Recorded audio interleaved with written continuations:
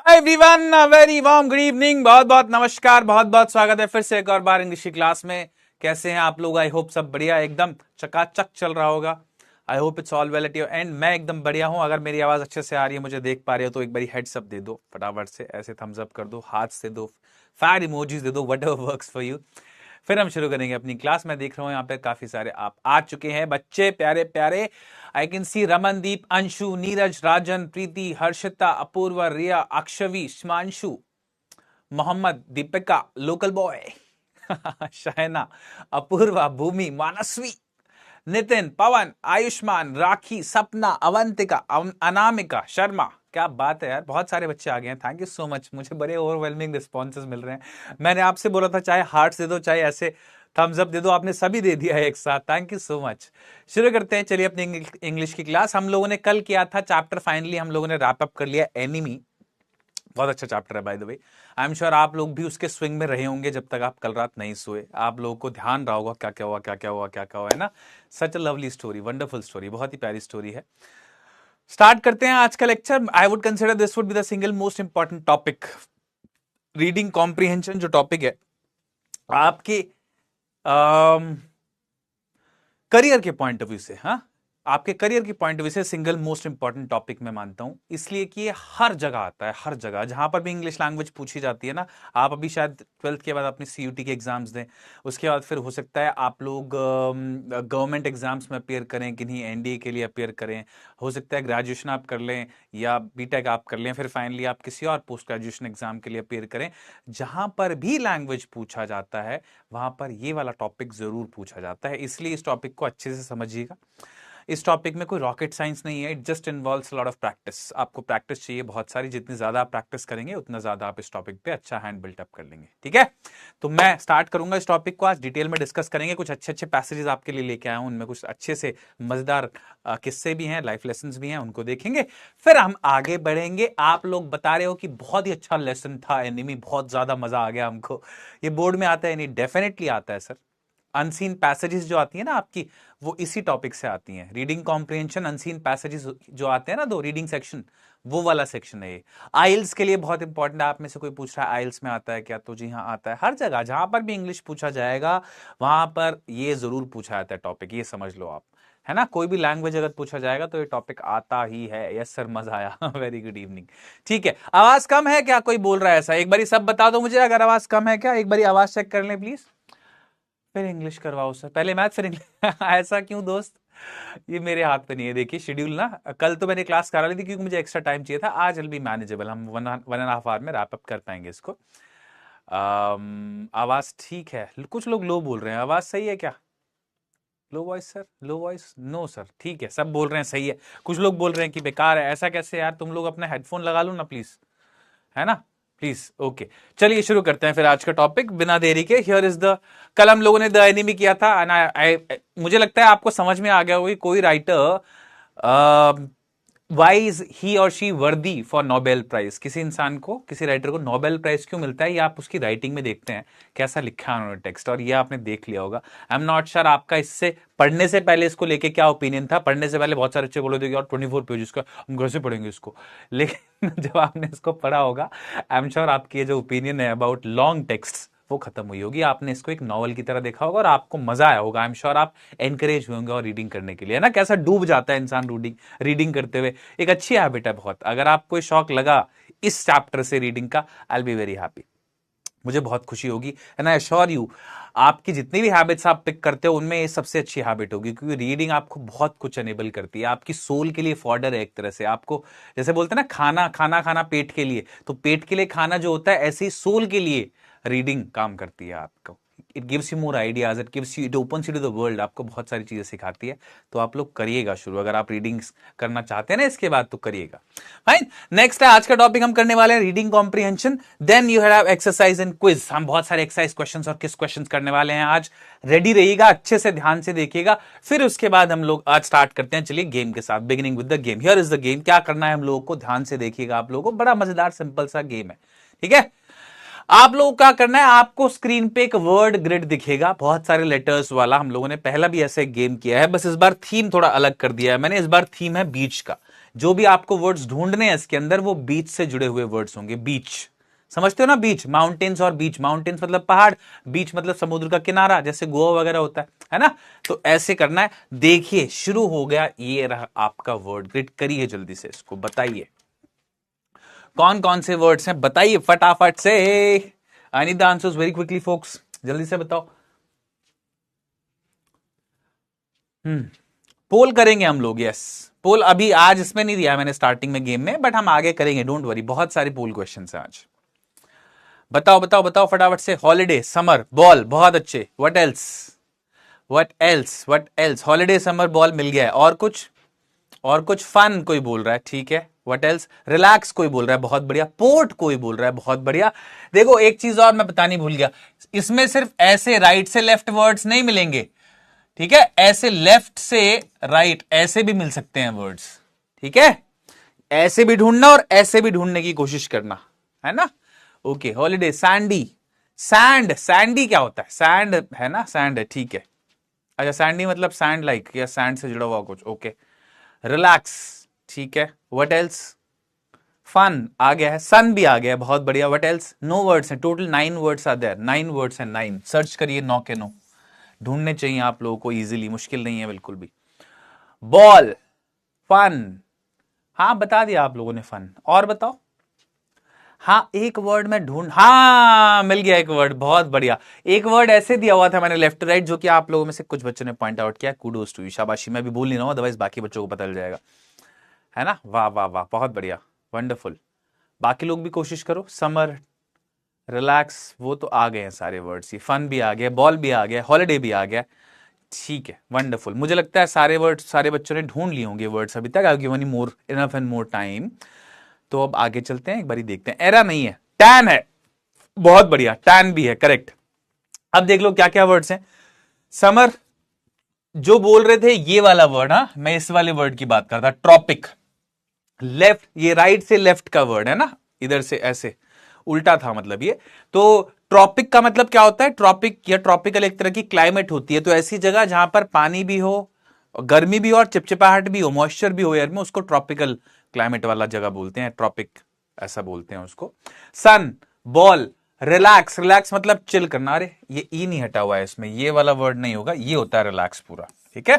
Then you have tan, tan अगर गर्मी में आप लोग कभी जाएं, गोवा आप कभी गए और वहां पर धूप में थोड़ी देर बैठ गए, तो आपका कलर थोड़ा सा काला पड़ जाएगा, टैन हो जाएगा वो, ठीक है, टैन बोलते हैं उसको। फन, आनंद करना। सैंड और हॉलिडे, ये 9 वर्ड्स से। आई एज्यूम आप सब लोगों ने इनको ढूंढ लिया होगा इजीली, है ना। I think all of you would have been able to identify all these words. कितने आइडेंटिफाई कर पाए एक बारी बताओ मुझे फटाफट से। क्या स्कोर रहा आप लोगों का। इजी थे वर्ड्स, मुझे लगता नहीं है मुश्किल है इनमें कोई भी वर्ड। एक टॉपिक थोड़ा ट्रिकी था, अदरवाइज तो इजी। 7 आउट ऑफ 9 कोई बोल रहा है।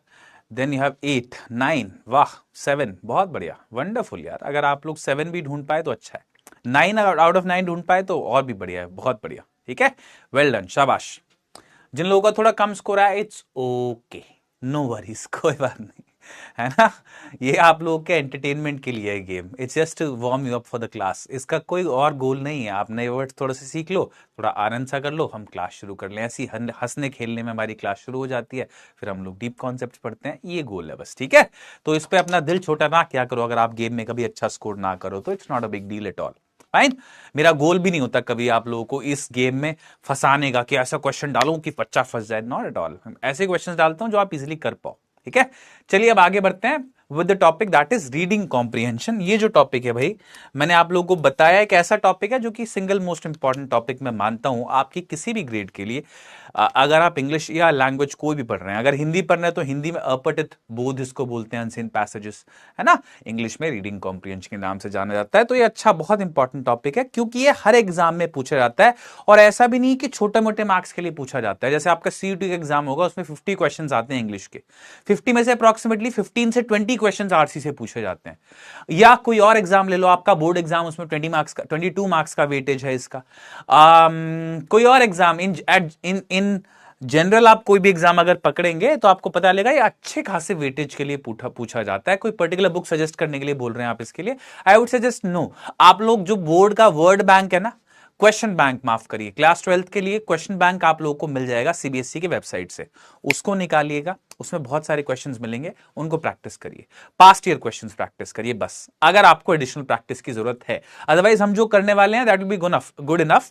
कुछ क्वेश्चंस आपको प्रैक्टिस के लिए एनीवे दूंगा, बट बेहतर होगा कि आप पास्ट ईयर क्वेश्चंस को प्रैक्टिस कर लो, ठीक है? वो अच्छे से आपको आइडिया दे देंगे कि किस तरह के क्वेश्चन एग्जाम में आते हैं। यूपीएससी में डेफिनेटली आता है, जी हाँ, यूपीएससी में आता है, बिल्कुल आता है भाई, और क्वालिफाइंग राउंड में आता है, इनिशियल राउंड में आ जाता है, एनडीए में आता है, बिल्कुल आता है। अरे हर एक एग्जाम में यार जहां इंग्लिश पूछा जाता है, इसलिए तो मैं बोल रहा हूं बड़ा इंपॉर्टेंट टॉपिक, आप चिंता ना करो।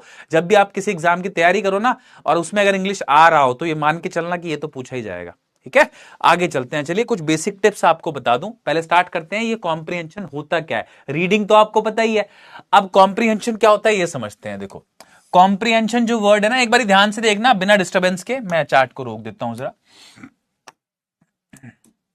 कॉम्प्रिहेंशन जो है ना वो इस वर्ड से आया है, अंग्रेजी के कॉम्प्रीहेंड, है ना? ये वर्ड सुना होगा आप लोगों ने, कॉम्प्रीहेंड। अब कॉम्प्रीहेंड का मतलब होता है बच्चा पार्टी टू अंडरस्टैंड, समझना, टू अंडरस्टैंड, ठीक है? तो कॉम्प्रिहेंशन किस वर्ड से आया? कॉम्प्रिहेंड से। कॉम्प्रिहेंड का मतलब क्या होता है? To understand.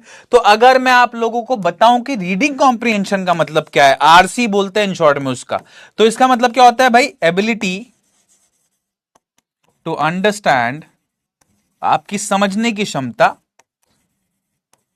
बाय रीडिंग, ठीक है? ऐसे ही कुछ एग्जाम्स में एलसी भी पूछा जाता है। एलसी क्या होता है? लिसनिंग कॉम्प्रिहेंशन, सेम हो जाएगा, एबिलिटी टू अंडरस्टैंड, आपकी समझने की क्षमता बाय लिसनिंग, अगर आपको कुछ सुनाया जाए। आइल्स में बड़ा कॉमन है ये, आइल्स जो है उसमें बहुत कॉमनली पूछा जाता है, ठीक है? तो भाई अब मैं आपको ये बताता हूं, अभी तो मैंने आपको ये बताया कि टॉपिक इंपॉर्टेंट है हर एग्जाम के पॉइंट ऑफ व्यू से। अब लेकिन ये इंपॉर्टेंट है क्यों? रीजन क्या है इस बात का? तो इस बात का बहुत ही सिंपल रीजन है, वो ये कि लगभग एग्जाम में हर एक क्वेश्चन जो आप देखते हैं अपने बोर्ड एग्जाम्स में ही मान लो, चाहे आपको ऑलरेडी वो क्वेश्चन आपने देखा होता है या उसका फॉर्मेट आपको पता होता है। जैसे लिटरेचर तो आपका पूरा पढ़ाई हुआ ही होता है, उसी से क्वेश्चन आते हैं, थीम से रिलेटेड आ जाएगा, कोई नया क्वेश्चन भी होगा तो वो ऐसा होगा कि आपको आइडिया होगा उसको कैसे आंसर करना है। राइटिंग स्किल में अगर कोई क्वेश्चन आया तो भी आपको पता होगी कि क्या हो सकता है, मतलब फॉर्मेट आपको सारा पता है, well acquainted with all the aspects. सिर्फ टॉपिक थोड़ा सा नया हो सकता है अगर कुछ हो सकता है तो। ये इकलौती ऐसी जगह है रीडिंग सेक्शन जो होता है जहां पर रीडिंग कॉम्प्रिहेंशन आपसे पूछा जाता है, वो इकलौता ऐसा एस्पेक्ट है एग्जामिनर के हाथ में जहां पर वो आपको एक टोटली नया कॉन्सेप्ट देगा, पहली बार जिसको आप पढ़ेंगे, समझेंगे और फिर आपसे सवाल पूछेगा वो। अब इससे क्या फायदा होता है? जब भी कोई नई चीज आपको दी जाती है ना तो आपको आईक्यू टेस्ट की जाती है आपकी, एक तरह से एग्जामिनर ये जानना चाहता है कि आप चीजों को समझते कैसे हो, आपकी आईक्यू कितनी अच्छी है, क्या आप चीजों को इजीली पिक करके जो उनके बिटवीन द लाइंस बात है वो समझ रहे हो, या बस ऐसे ही आप रटना आता है आपको बस। तो ये बड़ा क्लियर कट आइडिया मिलता है किसी भी एग्जाम में एग्जामिनर को थ्रू रीडिंग कॉम्प्रिहेंशन, कि बच्चे का दिमाग कैसा है, क्या वो चीजों को समझ पाता है कि नहीं समझ पाता है, इसलिए तो टॉपिक का नाम कॉम्प्रिहेंशन है। तो ये बड़ा इंपॉर्टेंट टॉपिक इसीलिए है, ठीक है? इसकी प्रैक्टिस किया करो। आगे चलो, हाँ क्या बोल रहे हैं आप? बिहार बोर्ड में पूछा जाएगा बेटा, ये हर एक बोर्ड में पूछा जाता है। रीडिंग सेक्शन 20 मार्क्स का आपका हर एक बोर्ड में आता है, और सिर्फ 12th क्लास में नहीं 9th क्लास से शुरू हो जाता है आना। आप देखोगे एग्जाम में पहला सेक्शन जो होता है रीडिंग स्किल वाला सेक्शन होता है ना, 20 मार्क्स का अप्रोक्सीमेटली, तो वो लगभग हर एक एग्जाम में पूछा ही जाता है, ठीक है? फॉर श्योर, बिल्कुल। अब आगे बढ़ते हैं, चलिए कुछ बेसिक टिप्स हैं, मैं सीधा क्वेश्चन पे जाऊंगा इसके बाद, लेकिन कुछ आपको कुछ एक आध टिप्स बता देता हूं जो कि जरूरी होती हैं आप लोगों के लिए। मेरा तरीका ये है, कई लोगों का तरीका थोड़ा अलग होता है रीडिंग कॉम्प्रिहेंशन का, भी बात करूंगा उस बारे में भी, बस स्टार्ट करते हैं। चलिए, beginning with the very first thing, read the passage carefully. ये बड़ा क्लीशे सा पॉइंट आपको लगेगा, कई दफा आपने सुना होगा, कई लोगों ने आपसे बोला होगा, लेकिन आज भी बड़ा इंपॉर्टेंट लगता है मुझे, क्योंकि बहुत सारे बच्चे अनसीन पैसेज, भाई हाँ, आप लोगों को, जिन लोगों को नहीं समझ में आ रहा है क्या है, तो ये कॉम्प्रिहेंशन वाला जो टॉपिक है, ये असल में आपके एग्जाम में आपसे पूछा जाता है रीडिंग सेक्शन की फॉर्म में। भाई रीडिंग सेक्शन आता है ना आपके एग्जाम में, कितने मार्क्स का आता है? 22 मार्क्स का आता है, जिसमें क्या पैसेज होते हैं? एक 12 मार्क का पैसेज होता है, एक 10 मार्क का पैसेज होता है ना, 2 अनसीन पैसेजेस आपसे पूछे जाते हैं। तो ये वाला जो टॉपिक है ना एग्जाम में आपके 22 मार्क्स का है बोर्ड एग्जाम में, बहुत बड़ा टॉपिक है। इसको मास्टरी अगर आप कर लोगे तो आप ऑलमोस्ट एग्जाम में अच्छा स्कोर करना एश्योर कर लोगे, मतलब गारंटी हो जाएगी। क्योंकि राइटिंग स्किल और लिटरेचर हम करते हैं थ्रू आउट द ईयर, अलग अलग फॉर्म में प्रैक्टिस भी करते रहते हो आप इनको, लेकिन इसकी प्रैक्टिस नहीं हो पाती है एज यू। मुझे लगता है आप इसको छोड़ देते हो, इसकी प्रैक्टिस आप नहीं छोड़ते, आपको लगता है देखेंगे एग्जाम में देखेंगे आप। लेकिन पैसेज अगर दो में से एक इजी आ गया तो ये बात तो तय है कि दूसरा मुश्किल आता है, थोड़ा सा मतलब ट्रिकी आता है। एक पैसेज थोड़ा सा मुश्किल दिया जाता है जान के एग्जाम में, जो कि एकदम से समझना है, ठीक है। तो इसको प्रैक्टिस करना जरूरी है। एग्जाम से पहले मेरी सलाह है कि कम से कम 2-3 एग्जाम मॉक टेस्ट पेपर्स को जरूर करिएगा। स्पेशली सीबीएसई जो इशू करती है ना सैंपल पेपर्स, वो वाले जरूर करना, आपको एग्जैक्ट आइडिया लग जाएगा किस तरह के क्वेश्चन एग्जाम में आने वाले हैं। आगे बढ़ते हैं, चलिए। एनीवे, मैंने क्या बोला, पहला टॉपिक है सबसे इंपॉर्टेंट कि आपको पैसेज को ध्यान से पढ़ना है। कई लोग ये बोलते हैं कि आप पैसेज ना पढ़ो, सीधा आप क्वेश्चंस पे जंप कर जाओ पैसेज के। अब वो आई डोंट नो उनके लिए कैसे काम करता है, मेरे लिए कभी काम नहीं करा वो तरीका। आप लोग को क्या करना चाहिए, पहले पैसेज को आराम से पढ़ना चाहिए। आराम से का मतलब ये नहीं कि 3 घंटे उसी को पढ़ते रहो। पैसेज को इस तरीके से पढ़ो अपनी स्पीड से कि आप साथ साथ पढ़ते हुए समझ जाओ। रीडिंग का मतलब ही ये होता है कि आप जब पढ़ो तो आपको समझ में आए। जैसे हम लोगों ने एनिमी वाला लेसन पढ़ा, तो क्या हम बस उसको पढ़ रहे थे क्या, ऐसे रीड थोड़ी कर रहे थे। बस रीड करने का मतलब ये नहीं है कि बस आप वर्ड्स को पढ़ लो, इट मींस कि आप शब्दों को पढ़ो, सेंटेंसेस को पढ़ो, उसका मतलब भी समझो, ठीक है। तो किस स्पीड से पढ़ना है, इस स्पीड से जो आपकी ऐसी स्पीड है जिससे आप पढ़ के समझ लेते हो। कई बार क्या होता है कि आप पढ़ रहे हो टेस्ट पेपर, पूरा पढ़ लिया, पूरा पैसेज पढ़ डाला और लगा यार समझ में तो कुछ आया नहीं, बस मैंने तो पढ़ लिया जल्दी जल्दी में। ऐसा नहीं करना, ऐसा मत करना बिल्कुल भी। आप क्या करोगे, जो 5-7 मिनट आपने जल्दी जल्दी में पढ़ने में लगाए ना, वो भी वेस्ट कर दिया आपने फिर। तो इट्स बेटर कि आप 5-7 मिनट की जगह 10-12 मिनट ले लो उसको पढ़ने के लिए, बट समझ लो पूरा पहले, ठीक है। 1 दूसरा है एनालाइज क्वेश्चन टाइप्स। अब आपको जितने भी क्वेश्चन टाइप्स होते हैं ना, उन सब क्वेश्चन टाइप्स का पता होना चाहिए। Familiarize yourself with different question types such as factual, inferential, vocabulary based, opinion based questions. अब ये कैसे होगा कि आप लोग इस अनसीन पैसेजेस में जितने भी तरह के क्वेश्चंस पूछे जाते हैं ना, कई बार सिनोनिम एंटोनिम पूछे जाते हैं, कई बार कुछ इन्फरेंस बेस्ड क्वेश्चन पूछे जाते हैं, कई बार सब्जेक्टिव क्वेश्चन आते हैं, कई बार ऑब्जेक्टिव आते हैं, हर तरह का क्वेश्चन लगभग इसमें पूछा जाता है। तो आपको ये पता होना चाहिए कि इसमें किस किस तरह के क्वेश्चन पूछे जाते हैं, आपको आइडिया होना चाहिए। कैसे होगा वो, जब आप 1-2 क्वेश्चन इसके करोगे। ऐसा नहीं होना चाहिए कि एग्जाम में आप जाओ और आपको लगे यार ये वाला तरह का क्वेश्चन तो मैंने देखा नहीं, बड़ा सही क्वेश्चन लग रहा है, वाह क्या करूं, लेकिन ऐसा पॉइंट नहीं आना चाहिए। कब नहीं आएगा, जब आप 1-8 क्वेश्चन 10-5 क्वेश्चंस कर लोगे एग्जाम से पहले, अनसीन पैसेजेस वाले, आपको सारी तरह के क्वेश्चंस पता चल जाएंगे। हम जो सेशन करेंगे इसमें भी थोड़ा आइडिया आपको लगेगा, ठीक है। तो अगर इन एनी केस आपको करना होता है प्रैक्टिस, तभी आप सारे क्वेश्चन से फेमिलियराइज हो पाओगे, समझ पाओगे, जान पाओगे कौन कौन से क्वेश्चन पूछे जाते हैं। नेक्स्ट है मैनेज योर टाइम। बहुत इंपॉर्टेंट लगता है मेरे को ये बहुत इंपॉर्टेंट है भाई, मैनेज योर टाइम। इंग्लिश के एग्जाम में, किसी भी एग्जाम में, लाइफ में इन जनरल हर जगह वैलिड है ये पॉइंट।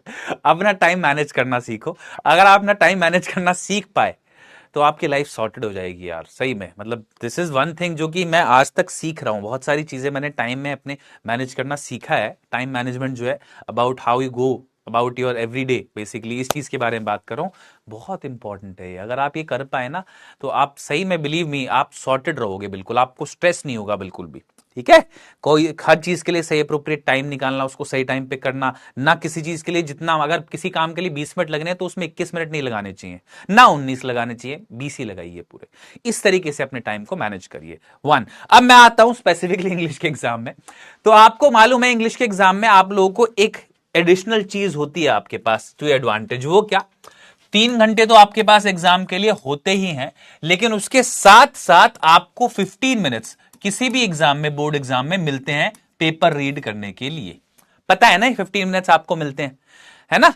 तो जैसे एग्जाम आपको मिलेगा 10 बजे आपके हाथ में आया, आपको 10:15 बजे जो बेल बजेगी उसके बाद आपको लिखना अलाउड होगा। इन्फरेंशियल मीन्स कोई पूछ रहा है, मैं अभी बताता हूं, हाँ अभी बताता हूं, डोंट वरी। तो आपको एग्जाम जो है ना, वो मान लीजिए 10 बजे मिला, लेकिन आज जो बेल बजेगी लिखने वाली, जिसमें आपको लिखना शुरू करना है, वो 10:15 पे बजेगी, 10:15 पे बजेगी। 15 मिनट्स आपके पास होते हैं ये चेक करने के लिए कि एग्जाम में आप क्या कोई गलती है, अगर कोई गलती है तो उसको रिपोर्ट कर दो एग्जामिनर को, एक बार चेक करने के लिए, पेपर को जस्ट रीड करने के लिए, फील पाने के लिए उसका। मेरी सलाह है इंग्लिश में आप इनको रीड करने के लिए मत यूज करो एग्जाम को पूरा, आप इन 15 मिनट्स को यूज करो एक अनसीन पैसेज रीड करने के लिए। अगर आपने ऐसा किया ना तो एग्जाम का टाइम आप इफेक्टिवली 3 आवर 15 मिनट्स कर लोगे। है ना। 3 घंटे 15 मिनट हो जाएगा एग्जाम का टाइम। आप क्या करो, एक अनसीन पैसेज जो बड़े वाला है 12 नंबर का या 10 नंबर का, जो भी आपको जल्दी मतलब जो भी आपको लगे कि यार समझ में आ रहा है पढ़ के, ऐसा ना हो कि पूरा पढ़ के आपको लगा यार तो कुछ समझ ही नहीं आया।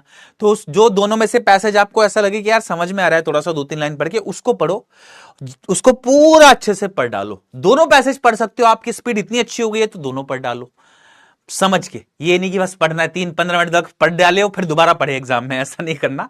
समझ के एक पैसेज आराम से पढ़ लो, फिर जैसे ही बेल बजे उसके आंसर्स लिख लो। तो आप ये जो 15 मिनट्स है ना, इनको यूज कर लोगे और आपका इफेक्टिव टाइम हो जाएगा 3 आवर 15 मिनट्स। अब टाइम कैसे मैनेज करना है, तो इसके लिए एक चीज बता रहा हूं भाई। आप लोगों के पास 2-3 तरीके होते हैं। पहला तरीका होता है कि आप जो सबसे पहला सेक्शन है उसको लिटरेचर को अटेम्प्ट कर लो, ये पहला तरीका है। ये उन लोगों के लिए कारगर है जो लोग को लगता है कि यार मेरे को पेपर स्टार्ट करना है विद अ बैंग, मतलब मुझे जो है ना पेपर उस चीज से स्टार्ट करना जो मेरे को बेस्ट आती है, और मेरे को एक बार रिदम मिल जाएगा तो फिर मैं आंसर्स लिखता चला जाऊंगा, जो नहीं आता वो भी लिख दूंगा मैं। तो उन लोगों के लिए ये तरीका काम करता है। आप लिटरेचर अटेम्प्ट करो, अप्रॉक्सीमेटली 1 घंटा ±15 मान लो, मतलब अगर 1 घंटे से ऊपर 15 मिनट्स और लगे ना तो भी चलेगा, बट 1 घंटा एम करो। 15 मिनट्स और लग जाए 10-15 मिनट तो कोई बात नहीं, बट 1 घंटा में एम करो लिटरेचर खत्म करने का। पहले ये वाला अटेम्प्ट करा, 15 मिनट किसमें यूज करे आपने, अनसीन पैसेज रीड करने में, उसका आंसर लिख लिया, फिर लिटरेचर शुरू कर दिया फटाफट से, 1 घंटे में रैप अप कर दिया। दूसरा देखो आप किसको अटेम्प्ट करो, दूसरा, अब मेरी सलाह आप लोगों को यह होगी कि दूसरा आप राइटिंग स्किल अटेम्प्ट करो। हमेशा राइटिंग स्किल कभी भी एंड में नहीं करना चाहिए, मुझे ऐसा लगता है। अगर आप एग्जाम करते हुए, एग्जाम देते हुए कोई डिफरेंट तरीका डेवलप कर लो, कोई बात नहीं, up to you, no worries, ठीक है। आप उस तरीके को फॉलो करना, क्योंकि आपका तरीका अलग हो सकता है ना। मैं सिर्फ आपको एक बात बता रहा हूं जो मैंने महसूस करी एग्जाम देते हुए अपने। वो क्या कि राइटिंग स्किल अगर मैं एंड में करूं ना, तो राइटिंग स्किल में यूजुअली टॉपिक जो होता है उसमें आपको क्रिएटिव आइडिया सोचने होते हैं, पॉइंट सोचने होते हैं, और एंड में जब टाइम कम होता है ना तो रश भागा दौड़ी में होते हैं, आप पता नहीं आइडियाज आते नहीं है दिमाग में। तो ये राइटिंग स्किल ऐसे टाइम पे अटेम्प्ट करना चाहिए। दूसरे नंबर पे यूजुअली जब आपके पास थोड़ा टाइम भी हो और आपको ये भी हो कि यार फटाफट से करना भी है, मतलब आप स्पीड में तो हो लेकिन भागा दौड़ी नहीं है अभी कि यार कैसे करूं आइडियाज नहीं आ रहे हैं, है ना। तो आप इसको अटेम्प्ट कर लो। इसके लिए भी आप 45 मिनट से लेके 1 घंटा एम करो, अप्रॉक्सीमेटली 45 मिनट से लेके 1 घंटे में इसको रैप अप करना है, ये आप सोचिएगा, ठीक है। फाइनली तीसरा जो सेक्शन बचा अब वो है रीडिंग। रीडिंग सेक्शन जो है उसका एक क्वेश्चन जो है वो बचा हुआ है अभी, है ना। एक क्वेश्चन बचा हुआ है, और वो जो पहला क्वेश्चन आपने अटेम्प्ट कर लिया, इस सबको मिला मिलू के ये भी 1 घंटे में रैप अप करना है। अगर इसको 45 मिनट्स में कर सकते हो तो बहुत बढ़िया है। एक क्वेश्चन जो बचा हुआ है सिर्फ उसकी बात नहीं कर रहा हूं, पूरा रीडिंग सेक्शन आपको 45 मिनट से 1 घंटे में रैप अप कर देना है। अगर हो जाए तो बहुत बढ़िया है, ठीक है। इससे ज्यादा 5-1 मिनट ऊपर चल सकता है, लेकिन इससे ज्यादा टाइम नहीं लगना चाहिए इसमें। बचा जो 15 मिनट बचे अभी, है ना, 1 घंटा, लगभग 1 घंटा यहां पर, 1 घंटा यहां पे, लगभग 1-1 घंटा हमने सबके लिए लिया है। अगर आप इसको कर पाए तो आखिरी में एक प्रूफ रीडिंग का काम जरूर करना। अपना पेपर जो आपने लिखा है ना पूरा, उसको प्रूफ रीड करिएगा, एक बार चेक करिएगा कि यार सही लिखा है कि नहीं लिखा है। 15 मिनट 10 मिनट इसके लिए आराम से लेना। आप सिर्फ इतना काम को करके कम से कम अपने 4 से 5 मार्क्स बढ़ा लोगे एक तरह से। जो गलती आपने करी होंगी, जिसपे आपके मार्क्स कटने वाले होंगे, अगर आप प्रूफ रीड कर जाओगे तो वो 5 to 6 मार्क्स आप इजीली बचा जाओगे। अब ये मेरा सजेशन है आपको। इसमें आप लोग चाहो तो, कई लोगों को पसंद होता है कि मैं पहले रीडिंग सेक्शन अटेम्प्ट करूं, कर लो, दूसरे पे लिटरेचर करूं, तीसरे पे राइटिंग स्किल करूं, अप टू यू, बिल्कुल करो। लेकिन जो भी रास्ता आप यूज करो ना, जो भी फाइनल स्ट्रैटेजी आप बनाओ ऐसी एग्जाम के लिए, उस स्ट्रैटेजी को एक बारी जरूर मॉक टेस्ट में देके देख लेना अपने घर पे या अपने स्कूल में जो प्री बोर्ड्स होंगे उनमें। कभी भी आप लोग do not prepare a strategy right before exam और सीधा बोर्ड एग्जाम में उसको इंप्लॉय मत करना। उसको जरूर एक बारी ड्राई रन करके देखना, उसको टेस्ट करके देखना if it's working for you, है ना। तो ये वाली स्ट्रैटेजी एक बार एग्जाम में यूज करके देखना, अगर आप अभी तक किसी एक स्ट्रैटेजी पर नहीं आ पाए हैं। अगर आप एक स्ट्रैटेजी पर आ गए हैं अपनी टाइम मैनेज करने की, तो बहुत बढ़िया, आप लोग उस स्ट्रैटेजी पे स्टिक रहिए जो आपका तरीका है। आप उसको अच्छे से कर रहे हो, अच्छे मार्क्स आपके आ रहे हैं, तो उसी पे रहो, इसको मत लेना। फिर अगर आप स्ट्रैटेजी आपने एक लगाई लेकिन आपका नहीं बन पा रहा है, ऐसे टाइम मैनेज नहीं हो पा रहा है एग्जाम में, तो एक बार ये तरीका यूज करके देखना। This is also working fine, मुझे लगता है बढ़िया है। कुछ लोग इसमें क्या करते हैं, ये 1 और 3 को रिप्लेस कर देते हैं कि पहले रीडिंग सेक्शन कर लिया, क्योंकि आपने रीडिंग का एक क्वेश्चन करा, पढ़ के 15 मिनट, इन वाले 15 मिनट में आंसर लिखा, फिर आपको लगता है रीडिंग सेक्शन रैप अप ही कर लूं, दूसरा क्वेश्चन ही कर लूं, तो वो पहले रीडिंग सेक्शन कर लेते हैं, फिर वो राइटिंग करते हैं और फिर वो लिटरेचर करते हैं एंड में। वो भी तरीका सही है, ठीक है, कोई दिक्कत नहीं है उसमें। सर आपने मेरी ट्रिक लीक कर दी प्रतीक यादव। सर मेरा यही तरीका है, ठीक है। आई एम जस्ट सेइंग कि अपनी स्ट्रैटेजी किसी के कहने पे मत बनाओ, अपनी स्ट्रैटेजी पे अराइव करो, है ना। एक बारी ऐसे करके देखो, एक बारी आपकी कोई और स्ट्रैटेजी है तो वो करके देखो, बट कम आप arrive at a strategy. Exam से पहले आपको पता होना चाहिए कि मुझे ये सेक्शन अटेम्प्ट करना है इतने मिनट में, ये पूरा आपका टाइम मैनेजमेंट पक्का होना चाहिए। अदरवाइज आप, मैं श्योर करता हूं आपको, आप एग्जाम में कुछ ना कुछ सेक्शन छोड़ के आ जाओगे, क्योंकि कहीं ना कहीं ज्यादा टाइम लग जाता है सोचते हुए। हमारा जो ऑथर है वो निकलता है ना एग्जाम में बाहर। एग्जाम में तो राइटिंग स्किल के टाइम पे एकदम से आपके अंदर का राइटर जाग जाता है, आपको लगता है तसल्ली से लिखो, कोई दिक्कत नहीं है, और जैसी घड़ी पे ध्यान देता लगता है कि यार अब तो टाइम ही नहीं बचा। अगर आपने किसी भी एक सेक्शन में ज्यादा टाइम दे दिया, मान लो इसमें 1 घंटा 1.5 घंटा लगा दिया 1 घंटे की जगह, तो आधा घंटा जो उसमें एक्स्ट्रा लिया है कहीं तो लगाओगे ना, कहीं से तो काटोगे उसको, किसी ना किसी सेक्शन का आपने टाइम कट कर दिया फिर, और उसमें अच्छे से मार्क्स नहीं स्कोर कर पाओगे, ठीक है। That's why 3 2 1 4 my strategy.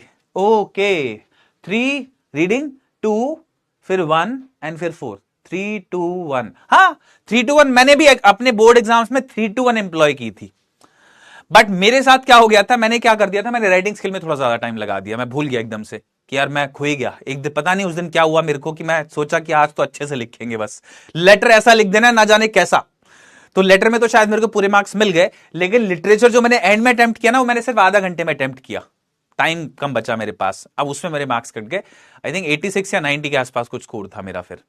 तो वो 10 मार्क्स मुझे बड़े चुभते हैं आज भी, मैं इजीली स्कोर कर सकता था उनको, क्योंकि इनमें मैंने आउट ऑफ मार्क्स स्कोर किए हैं पक्का। लिटरेचर में मैंने जल्दी में थोड़ा सा गड़बड़ कर गया मैं, वो गलती जो मैंने करी आप ना करो, इसलिए मैं आपको बता रहा हूं, ये जरूर यूज करना तरीका, ठीक है। आगे चलते हैं, चलिए अब वापस आते हैं। इंप्रूव वोकैबुलरी, अपनी वोकैबुलरी यानी कि आपका शब्दों का भंडार, वर्ड बैंक, उसको इंप्रूव करिए, बिल्कुल सही बात मानता हूं मैं। जैसे कि एक घर बना होता है ना ईंटों से, ऐसे ही आपके जो सेंटेंसेस हैं, आपके जो एसेज हैं, राइटिंग स्किल में जो भी आप बोलते हो लिखते हो, वो सब बना हुआ है शब्दों से। जितने ज्यादा शब्द आपको पता होंगे उतने ज्यादा अच्छे से आप एक्सप्रेस कर पाओगे खुद को, उतने अच्छा टेक्स्ट आप लिखोगे, ठीक है। तो ये इंपॉर्टेंट हो जाता है कि आप अपनी वोकैबुलरी पे काम करो जरूर, ठीक है। देन एलिमिनेशन मेथड, आपको एलिमिनेशन मेथड पता होना चाहिए। क्या होता है एलिमिनेशन मेथड? जब आप लोग 4 ऑप्शंस में से आपको दिखता है कि यार ये ऑप्शन तो बिल्कुल ही गलत है, सरासर गलत है, एब्सर्ड है बिल्कुल, उसको कट कर देते हो, तो अब 3 ऑप्शंस बचे, फिर आपको लगता है यार एक और ऑप्शन गलत है, उसको भी आपने कट कर दिया, अब 2 बचे। मान लो आपको आंसर नहीं आता इस क्वेश्चन का, तो आप गेस करोगे अगर दोनों में से एक, तो भी ज्यादा 50% चांसेस है कि आप सही कर दो। अगर आप 4 में से एक गेस कर दोगे सीधा, तो 25% चांस है, कम चांस है ना। तो ऐसा करना। सर 10th में 90 बनाए थे, बहुत अच्छे, वेल डन, शाबाश। अगर अच्छा है तो स्कोर इसको और अच्छा करो, आप और अच्छा कर सकते हैं, ठीक है। आगे चलते हैं, चलिए अब 2 टाइप्स ऑफ पैसेज आपके एग्जाम में यूजुअली होते हैं। क्या? एक तो होता है फैक्चुअल पैसेज, जिसमें बहुत सारे फैक्ट्स दिए होते हैं आपको, इसी से जुड़ा हुआ आपका एग्जाम में पैसेज आता है usually case based passage. Case based passage क्या होता है? जिसमें आपको कोई डेटा दिया गया हो और उस डेटा के बेसिस पे आपको करेक्ट आंसर देना हो। दूसरा पैसेज होता है डिस्कर्सिव पैसेज, जिसमें ऐसा लगता है कि 2 लोग या एक आदमी अपना ओपिनियन आपके सामने पेश कर रहा है और आपको उस पर कन्विंस करने की कोशिश कर रहा है, एक तरह का डिस्कशन सा इन्वॉल्व होता है इसके अंदर, इसीलिए इसको डिस्कर्सिव बोला जाता है, ठीक है। ये ओपिनियन बेस्ड पैसेज मान लीजिए आप इसको, वो पहले वाला फैक्ट बेसिस है, ठीक है। एक तीसरी कैटेगरी जो है वो है बच्चे लिटरेरी पैसेज। लिटरेरी पैसेजेस क्या होते हैं भाई? आपके एग्जाम में आता है ये, इसलिए मुझे ऐड कर देता हूं मैं इसको। लिटरेरी पैसेज क्या होता है भाई? जब आपको किसी भी एक लिटरेरी पीस से, किसी भी लिटरेरी टेक्स्ट से एक छोटा सा पोर्शन उठा के दे दिया जाए, जैसे मान लो मैं आपका जो लेसन था एनिमी, उसी से एक छोटा सा एक्सट्रैक्ट दूं और उसी से क्वेश्चन पूछ लूं, जैसे हम लोग करते भी है ना, एमसीक्यू बीच बीच में रखते हैं, तो वो जो होता है उसको आप लिटरेरी पैसेज बोलते हैं, ठीक है।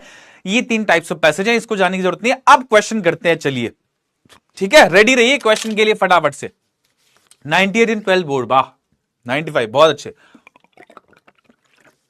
लेकिन 12th का बोर्ड तो हुआ ही नहीं है अभी, आप लोग तो 12th में हो ना, हैं? कौन से बोर्ड की बात कर रहे हो? दोबारा दे रहे हो एग्जाम? समझ नहीं आया मुझे। एनीवे, चलो क्वेश्चन नंबर 1, सबसे पहला पैसेज। आपको ये वाला पैसेज मैं इसलिए नहीं करा रहा हूं कि कैसे क्वेश्चन आते हैं एग्जाम में, नहीं, आपको ये वाला क्वेश्चन कराने का एम ये है कि रीडिंग कैसे करनी है ये समझना। पहले बेबी स्टेप्स रखते हैं, पहले छोटे छोटे कदम रखते हैं, फिर उसके बाद दौड़ना सीखेंगे, फिर चलना सीखेंगे, फिर दौड़ना सीखेंगे, फिर उसके बाद स्प्रिंट दौड़ेंगे पूरी तेज, ठीक है। तो सबसे पहला स्टेप है कि आप ये समझो कि रीडिंग कैसे करनी है। चलो समझते हैं। फाइन, देखिए, read the following passage carefully. Noori, not manager, we are suppose to call him team leader. अब मैं इसको ऐसे भी पढ़ सकता था, not manager we are suppose to call him team leader. Oh why is that, he wants informal atmosphere so we have to call him Jim. Not ऐसे एक ही टोन में, बिल्कुल मोनोटोन, है ना. आपको पता है इंग्लिश में एक शब्द है मोनोटोनस, जिसका मतलब होता है बोरिंग. वो यहीं से आया है. अगर आप एक ही टोन में कोई चीज बोलते हो ना तो इट बिकम्स वेरी बोरिंग. और रीडिंग में भी वैलिड है. तो आपको एक टोन नहीं रखनी है रीड करते हुए. अपने मन में आदत अपनी ऐसे डालिए रीडिंग करते हुए कि आप जो है ना वर्ड्स को महसूस करें, फील करें. जो कॉमा फुल स्टॉप है उनको भी रीड करो. कॉमा को रीड करने का मतलब क्या है, वहां पॉज लो. ठीक है. सर लाइट कम है, सब क्लास टॉपर यहीं पर है. Okay okay, no worries. ठीक है, चलो ध्यान से देखो एक बारी इसको, डिस्टर्बेंस के बिना एक बारी पैसेज पढ़ते हैं. चलो. नूरी, नॉट मैनेजर, कॉमा है इसलिए मैंने कॉमा पढ़ने के लिए पॉज लिया एक छोटा सा. Not manager, we are suppose to call him team leader. उसको मैनेजर नहीं बोलना है, उसको टीम लीडर बुलाना है. Samantha, oh what is that. Samantha बोलती है ऐसा क्यों. नूरी, he wants an informal atmosphere, so we are to call him Jim, not to address him as Mr. Perkins. वो एक informal atmosphere चाहता है ऑफिस में, थोड़ा सा फ्रेंडली सा, कैजुअल सा एटमॉस्फेयर चाहता है ऑफिस में, इसलिए हमको उसको जिम बुलाना है, हमको उसको मिस्टर परकिंस नहीं बुलाना है. ओके.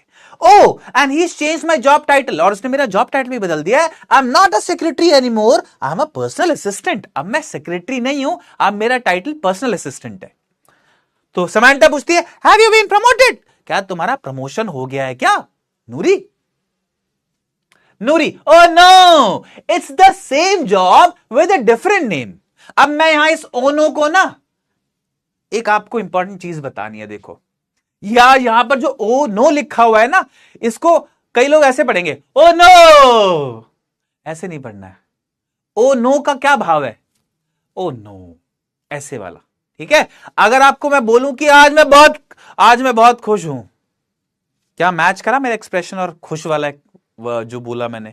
और आज मैं बोलूं कि यार मैं आज बहुत दुखी हूं यार, ऐसा ये भी मैच नहीं करा. तो जब भी आपके एक्सप्रेशन मैच ना करे ना आपके वर्ड से, बहुत अटपटा लगता है.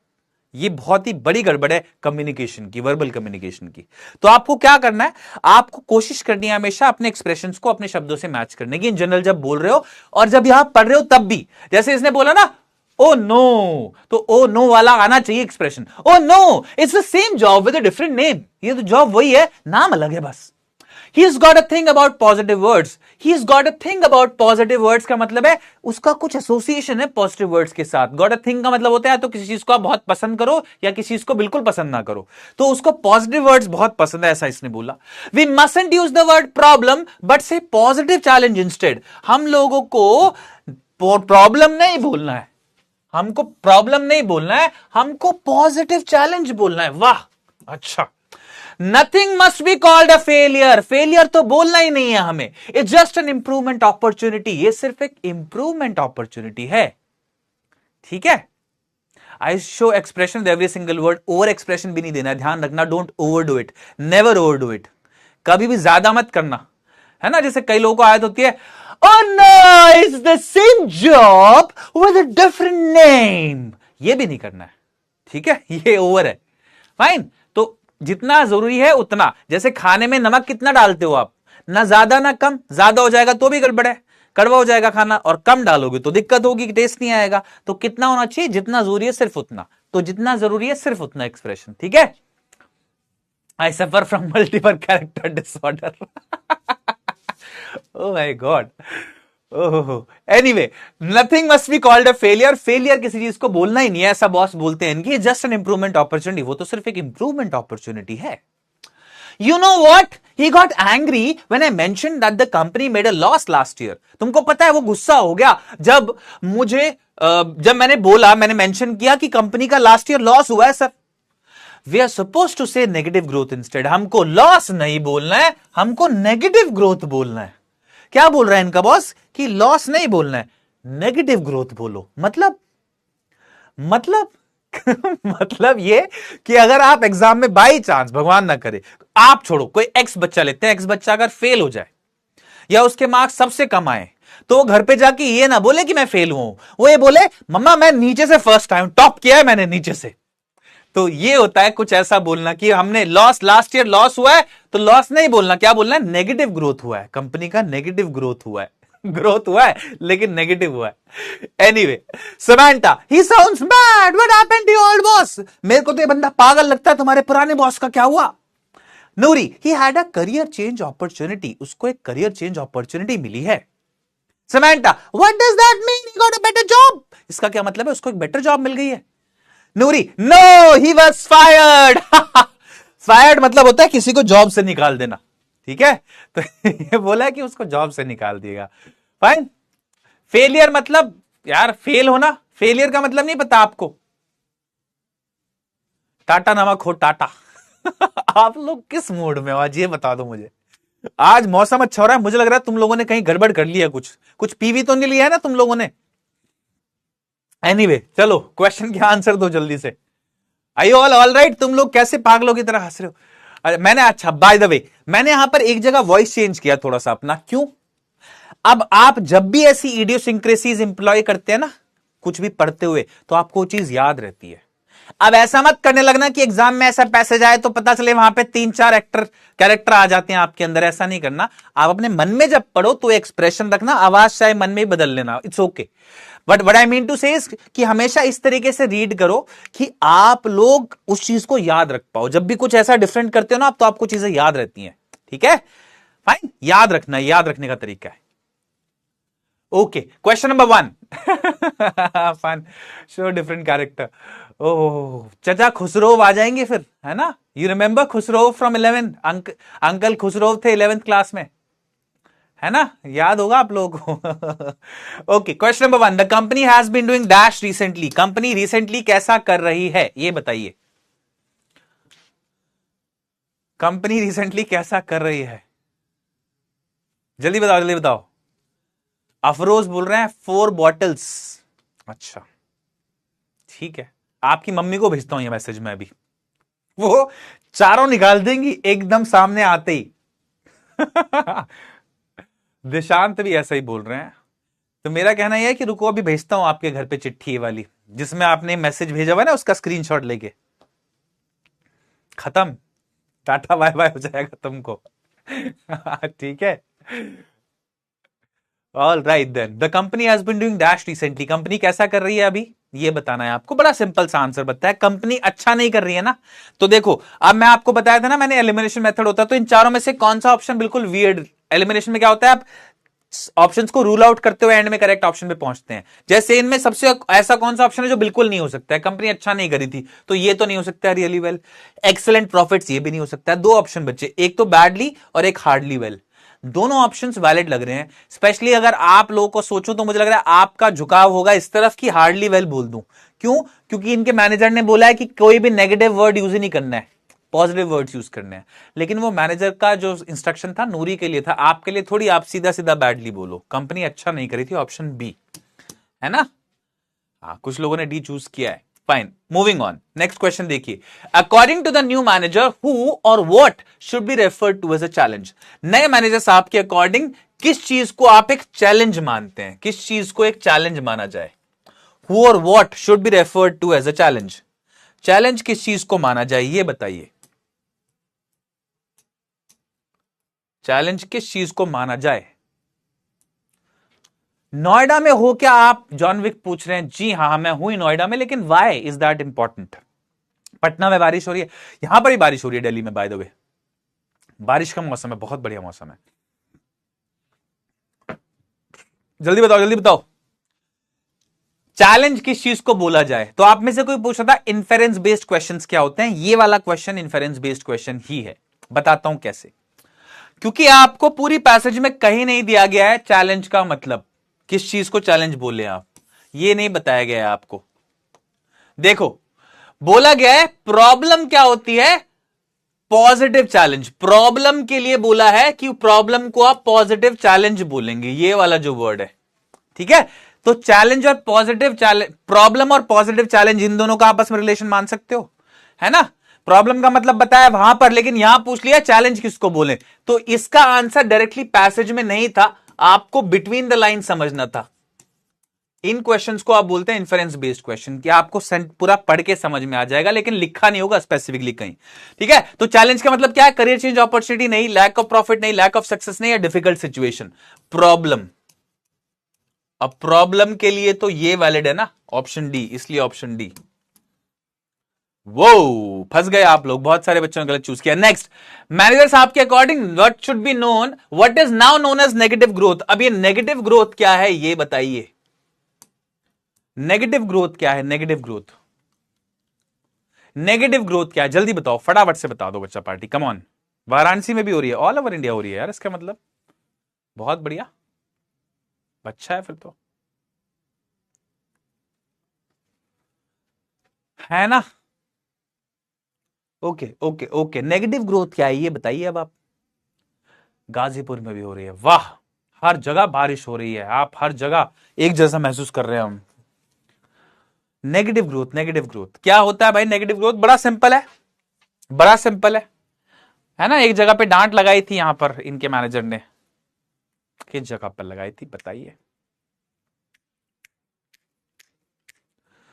ठीक है, क्या है करेक्ट आंसर? करेक्ट आंसर है बच्चे ये ऑप्शन ए तो नहीं होगा बिल्कुल भी, ये तो नहीं होगा। Lack of profit, negative growth जो है वो क्या है? Lack of profit, lack of success, difficult situation, ये भी नहीं है। ये है लॉस, है ना? लॉस के लिए उसने बोला था, लॉस के लिए उसने बोला था नेगेटिव ग्रोथ, तो लॉस के लिए हम लैक ऑफ प्रॉफिट मान सकते हैं, ऑप्शन बी।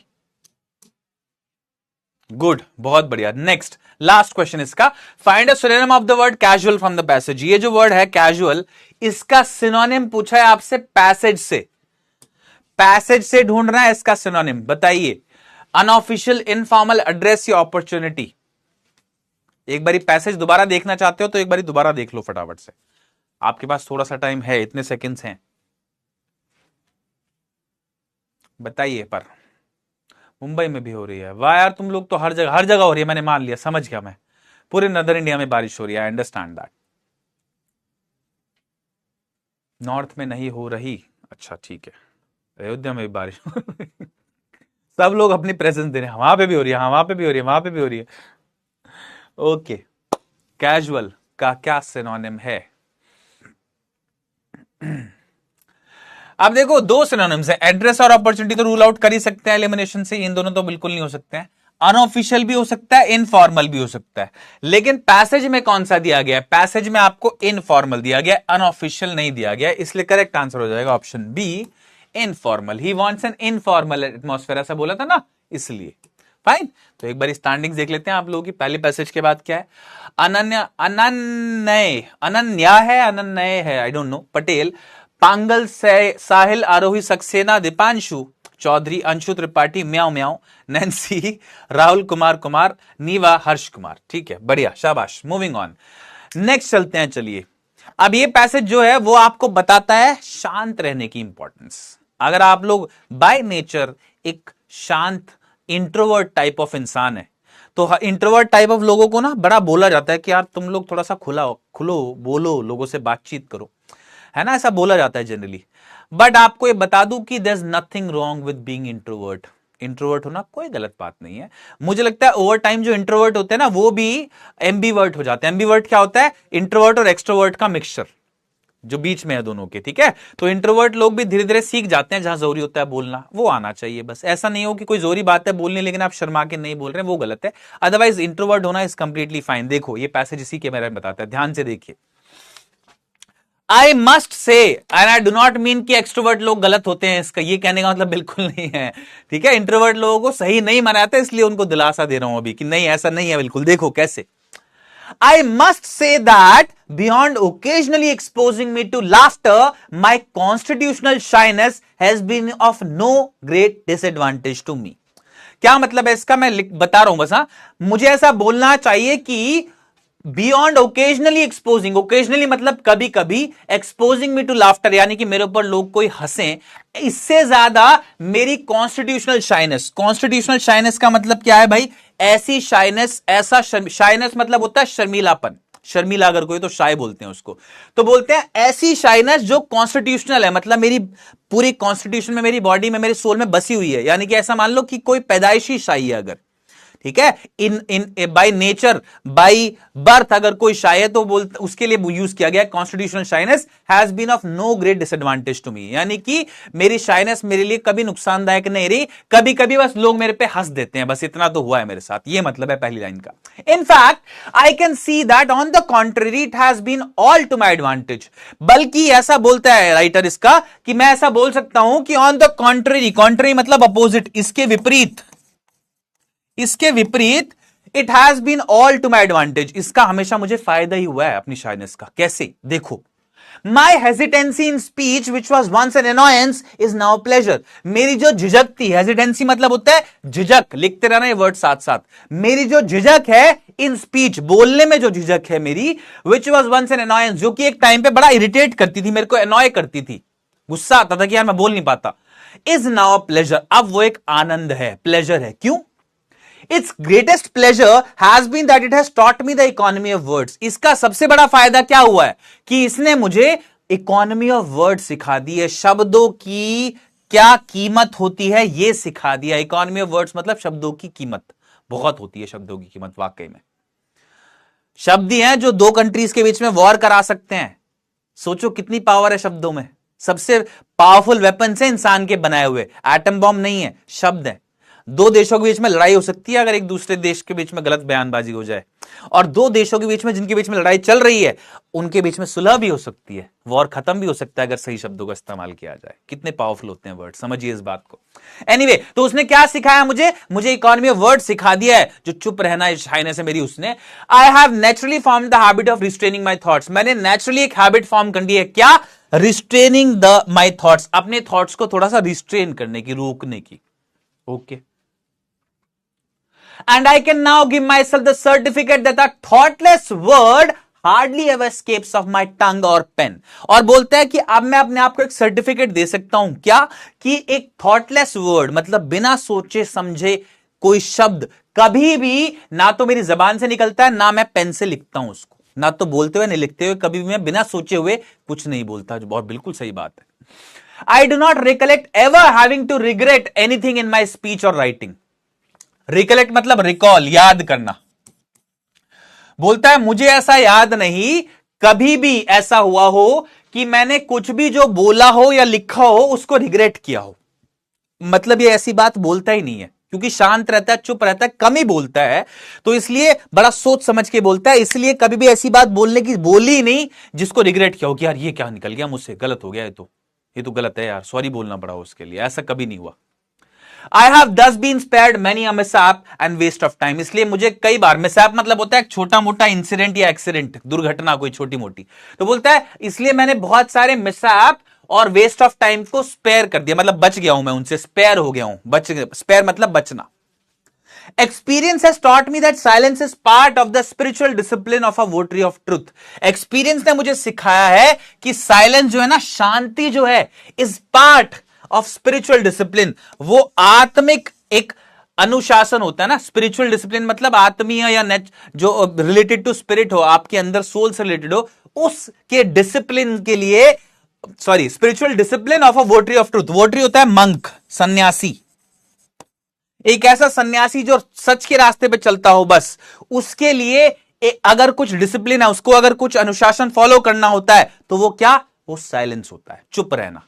बोला जाता है if speech is silver silence is gold. अगर बोलना सिल्वर मानते हैं ना आप, बोलने की क्वालिटी अगर सिल्वर है, तो चुप रहना जो है वो गोल्ड है। बहुत जोरी बात है, अभी बताऊंगा इसके बारे में एक और बात। प्रोननेस टू एग्जैजरेट, प्रोननेस मतलब हम लोगों के अंदर एक नेचुरल एबिलिटी होती है कि हम प्रोन हैं, हम लोग इंक्लाइंड हैं टू एग्जैजरेट, बढ़ा चढ़ा के बोलना। एग्जैजरेट मतलब बढ़ा चढ़ा के बोलना किसी बात को। टू सप्रेस और मॉडिफाई द ट्रुथ, सप्रेस मतलब दबाना और मॉडिफाई मतलब थोड़ा सा बदल देना, चेंज कर देना द ट्रुथ। हम लोग की एक नेचुरल एबिलिटी है, या तो हम किसी बात को बढ़ा चढ़ा के बोलते हैं, या जो सच है उसको थोड़ा दबा देते हैं या मॉडिफाई कर देते हैं अपनी कन्वीनियंस के हिसाब से, विटिंगली और अनविटिंगली। विटिंगली मतलब जान के या अनजाने में, विटिंगली मतलब जान के, अनविटिंगली मतलब अनजाने में। Is a natural weakness of man, ये एक इंसान की नेचुरल स्वाभाविक वीकनेस है। And silence is necessary in order to surmount it, और साइलेंस इसको ओवरकम करने के लिए, इसको सरमाउंट करने के लिए एक बहुत जरूरी चीज है। मतलब क्या है, इन्होंने ऐसा बोला है राइटर ने, बड़ी अच्छी बात मुझे लगी, कि हम लोगों की, सब ह्यूमंस की एक नेचुरल एबिलिटी होती है, अगर हम कभी भी कोई बात बोलते हैं तो उसको थोड़ा बहुत बढ़ा चढ़ा के देंगे, बोल देंगे। और ये मैं उनकी बोल रहा हूं जो लोग शौक या नहीं है थोड़ा सा फेंकने के, जो लोग फेंकते हैं ना, थोड़ा सा ज्यादा चमकाने की कोशिश करते हैं लोगों को, वो तो और ज्यादा करते हैं, बढ़ा चढ़ा के बोलते हैं बातों को, सरप्रेस करते हैं, मॉडिफाई करते हैं सच को, या तो सच को छुपाई देंगे, दबाई देंगे पूरा, या उसको थोड़ा बदल के बताएंगे, है ना। ये जाने अनजाने करते हैं वो लोग। अगर इन सब से बचना है तो क्या करना है, चुप रहना है, बस मत बोलो, शांत रहो, जितना जरूरी है सिर्फ उतना बोलो। कितनी अच्छी बात है। A man of few words will rarely be thoughtless in speech, he will measure every word. एक ऐसा इंसान जो कम बोलता है ना, मैन ऑफ फ्यू वर्ड्स मतलब एक ऐसा इंसान जो कम बोलता है, will rarely be thoughtless in speech, वो बहुत ही कम ऐसा होगा कि बोलते हुए वो थॉटलेस हो जाएगा, उसको सोच समझ ही नहीं आएगा क्या बोलना है। जो इंसान कम बोलता है उसके दिमाग में हमेशा कुछ थॉट्स होंगे, वो बड़े आराम से उनको कन्वे कर पाएगा। ही विल मेजर एवरी वर्ड, वो हर एक वर्ड को तोल के बोलेगा। और मैंने सुना था बचपन में मम्मी से अपनी, पहले तोलो फिर बोलो, ठीक है। शब्द जो ना तीर की तरह होते हैं, तीर की तरह, अगर एक बारी तीर कमान से निकल जाए, धनुष से निकल जाए तो वापस नहीं आता, ऐसी शब्द भी अगर मुंह से निकल जाए तो वापस नहीं आता। हो सकता है किसी को बहुत नुकसान पहुंचा दे, फाइन, आपको बहुत नुकसान पहुंचा दे। तो इस पैसेज से आई एम अज्यूमिंग आपको समझ में आया हो कि क्या इंपॉर्टेंस है शब्दों की, इकोनॉमी ऑफ वर्ड्स क्या होती है, और साथ साथ ये भी कि शाय होना is nothing wrong, there is nothing wrong with shy, think before you speak. बहुत बढ़िया। मुझे अटल बिहारी वाजपेयी जो हमारे फॉर्मर प्राइम मिनिस्टर रहे हैं, बहुत मशहूर, बहुत ही अच्छे प्राइम मिनिस्टर रहे हैं, बहुत अच्छे नेता रहे हैं जनसंघ के, उनकी एक बात याद आ जाती है। एक बारी उनसे रजत शर्मा आप लोगों ने देखा होगा, इंडिया टीवी के एक होस्ट हैं जो कि काफी मशहूर जर्नलिस्ट हैं। वो जो है उन्होंने एक बारी अटल बिहारी वाजपेयी साहब से मिले वो, और उन्होंने बोला कि वाजपेयी साहब आप बहुत बढ़िया वक्ता हैं। वक्ता मतलब जो बहुत अच्छा बोलता हो, जिसको गिफ्ट हो बोलने का। तो अटल बिहारी वाजपेयी साहब से रजत शर्मा ने सवाल पूछा, जर्नलिस्ट साहब ने सवाल पूछा कि वाजपेयी साहब आप बहुत ही अच्छे वक्ता हैं, ये जो क्वालिटी है आपसे, हम आपको इतने लोग बहुत फॉलो करते हैं हिंदुस्तान में, आप उनको क्या बोलना चाहेंगे, क्या सीखें आपसे वो। तो वाजपेयी साहब बोलते हैं कि अगर आपको मुझसे कुछ सीखना है तो वो ये मत सीखो कि क्या बोलना है, आप मुझसे ये सीखो, अगर आपको कुछ सीखना ही है, कि चुप कब रहना है, क्या बोलना है, कब बोलना है। इससे ज्यादा इंपॉर्टेंट यह है कि कब नहीं बोलना है, चुप कब रहना है। यह बहुत जरूरी सबक है। ये मेरे को बहुत अच्छी हिट करी बात, तो मैंने आपको आज पास ऑन कर दिया, समझिएगा ये बात को। अब क्वेश्चंस करते हैं, चलिए इसके, beginning with the first question. The expression my constitutional shyness in the given passage would mean, इस पैसेज में माई कॉन्स्टिट्यूशनल शाइनेस जो है उसका क्या मतलब है, यह आपको बताना है। बताइए जल्दी से, जल्दी बताइए फटाफट से, बताइए बताइए बताइए बताइए।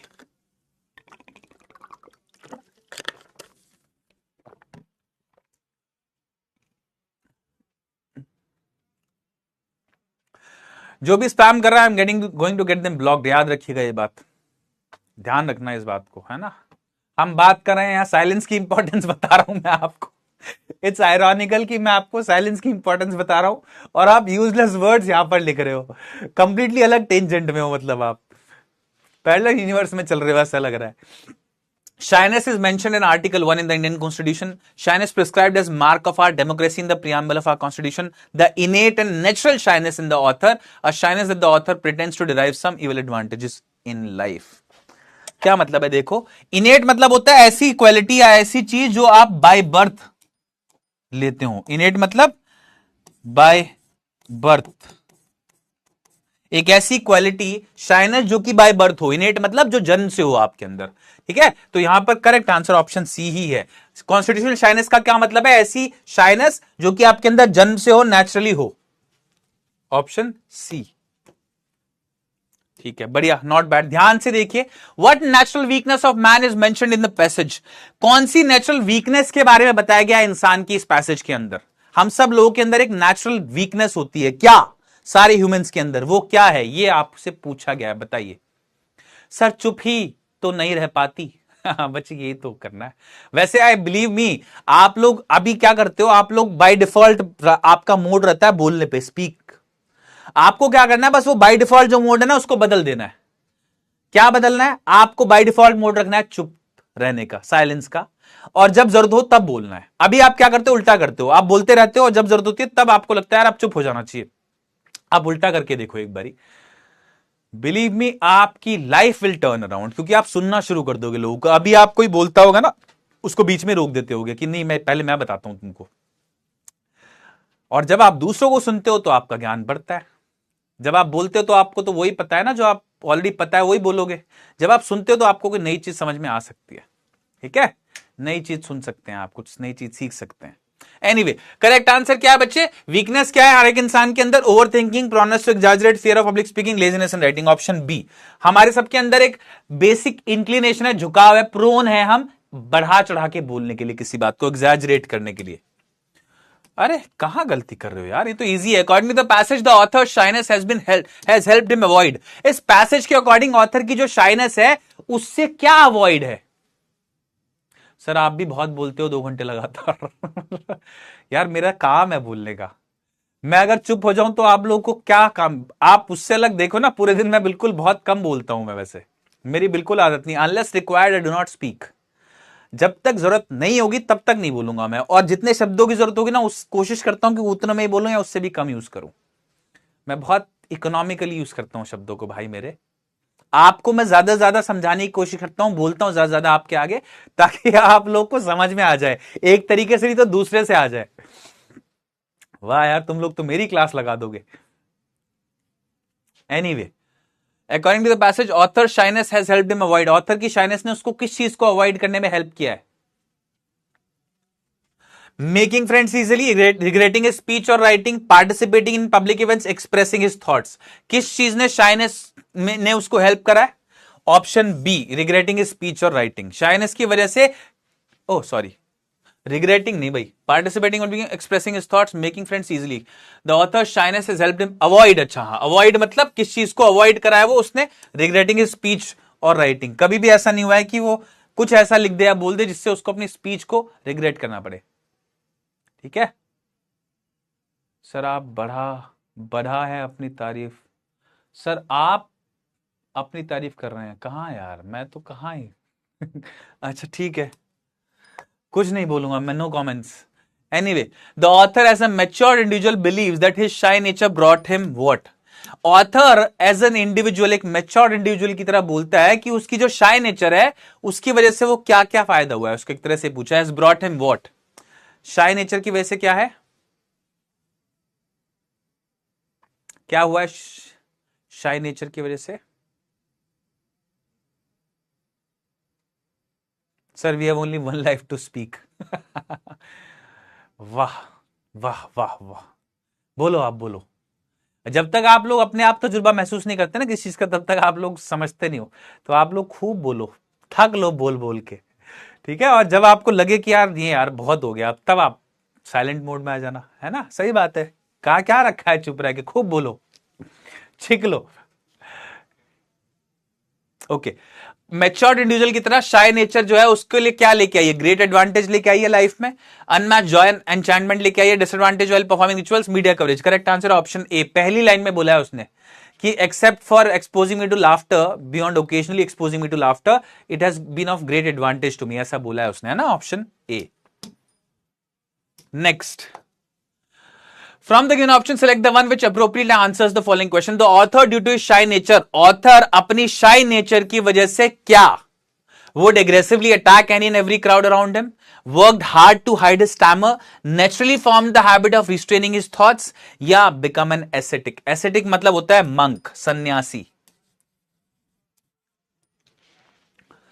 Sometimes silence is important. हाँ यार, बहुत इंपॉर्टेंट है साइलेंस, बहुत ही ज्यादा इंपॉर्टेंट है, बिलीव मी। ठीक है, just give me a minute.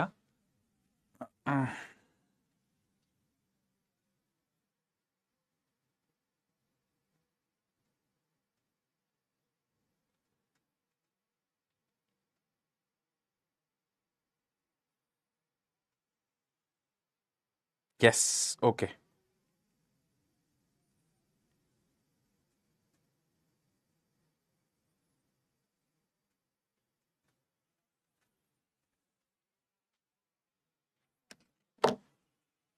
Alright, क्या है भाई? ऑथर अपनी शाई नेचर की वजह से would aggressively attack naturally formed, option C, naturally formed the habit of restraining thoughts, अपने थॉट्स को रोकने की हैबिट उसको हो गई है ना।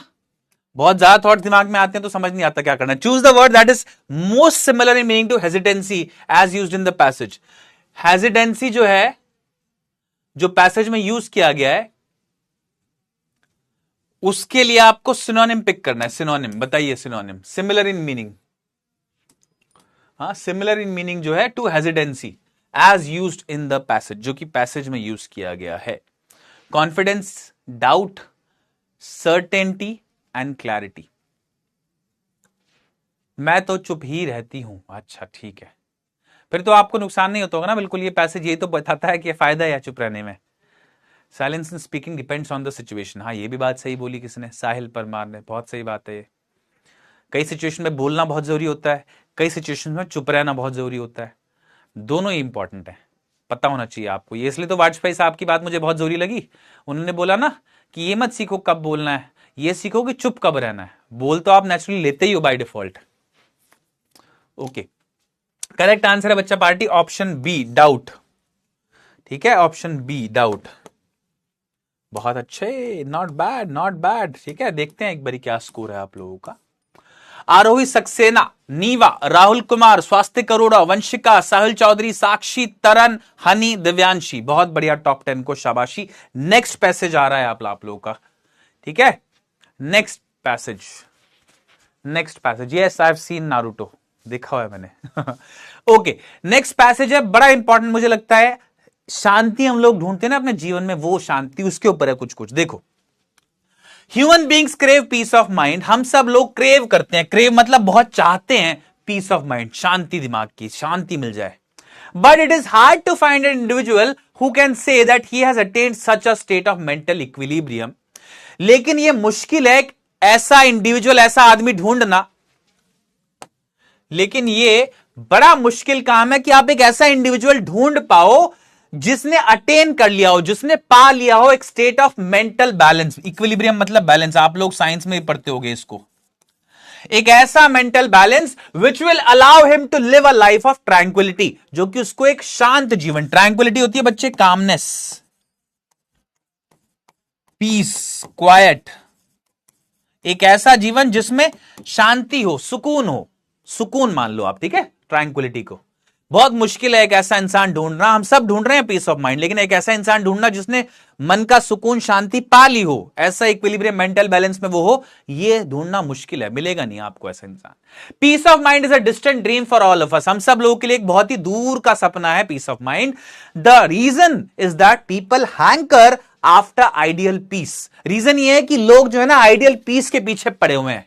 हैंकर मतलब पड़े होना किसी को, आइडियल पीस, एक ऐसा पीस जो कि बिल्कुल परफेक्ट हो। That is pure a peace that is free from all kinds of non peace items peace.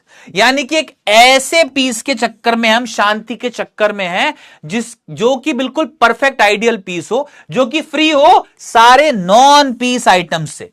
यानी कि हम चाहते हैं कि यार ऐसा मिल जाए हम लोगों को जीवन, ऐसा पीस मिल जाए हम लोगों को जहां पर सुकून हो बिल्कुल, और आसपास कोई भी ऐसी चीज ना हो जो कि सुकून को दूर कर दे। नॉन पीस आइटम्स हो, जो कि ऐसे आइटम जो कि डिस्टर्बिंग हो, हमारे सुकून को, शांति को भंग कर दें, ऐसे आइटम्स हो ना हो। ठीक है, हम लोग सब लोग चेस कर रहे हैं परफेक्ट आइडियल पीस को, शांति को, जो कि बिल्कुल प्योर हो और उसमें कोई भी नॉन पीस आइटम्स ना हो।